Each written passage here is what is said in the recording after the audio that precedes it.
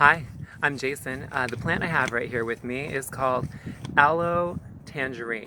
This is a hybrid. The parents of this plant are Aloe arborescens and Aloe ferox. They're both from South Africa, so that is the origin of this plant, this hybrid. But yeah, let's get a close look at it. This is a really beautiful aloe. I think perhaps it's one of the most, if not the most beautiful aloes that I know of. So here it is. And this aloe has lovely, lovely blue-green foliage, as you can see.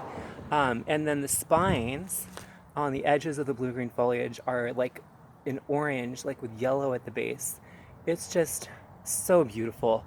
This is in bloom right now. It's February here in California, so this is a winter to early spring bloomer, and it has these intense orange coral blooms. The spikes just keep getting larger and larger, and the flowers haven't actually opened yet, but they will very soon. This is loved by hummingbirds. This is a really cool plant. Eventually it will grow up on a stalk, I believe. Aloe arborescens and as well as, whoops, I lose you there. Aloe arborescens as well as Aloe ferox, well, they both come up on a trunk, and they get 6 to 8 feet tall and about 4 to 5 feet wide. But you know, this hasn't really made a trunk yet. It's just still kind of low on the ground. But yeah, a really cool plant. This is drought tolerant.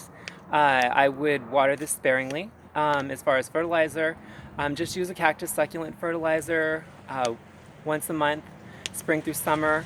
It really thrives on not a lot of fertilizer. You don't need to like fertilize this a lot. It's a very durable plant and thrives on little fertilizer. As far as sunlight, you can plant this in part sun to full sun. This is planted on a south-facing slope where it gets good drainage, so it's in full sun. And also, this is in sandy loam soil.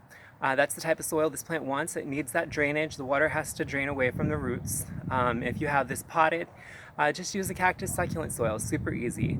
As far as pot size, I would go to 5 to 10 gallon size pot and repot it every couple years just to keep some airspace around the roots. As far as propagation, this plant probably will not make seed unless you have another variety close by. If you do and it does make seed, awesome. If not, I imagine, being that both of the parents of this plant do produce offsets, in other words, little branchlets that have stem tissue, you need stem tissue. You can't just cut a leaf off and propagate it that way.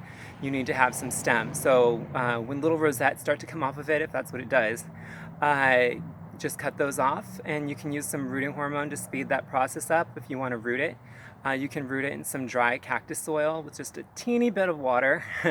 Don't really water these until they have roots, and even when you do water them at that point, it's super drought tolerant, so you don't really need to water them a lot. But yeah, as far as Aloe arborescens, arborescens means becoming a tree, in reference to the Aloe arborescens parent that grows up on a stalk. As far as Aloe ferox, that means fierce, and that's in reference to these beautiful flowers, I guess, because they are pretty fierce. But yeah, pretty awesome aloe. These colors are just absolutely amazing, making this a stunning focal point and specimen. If you have any questions about this plant, this is called Aloe Tangerine. It's a hybrid, Aloe arborescens crossed with Aloe ferox.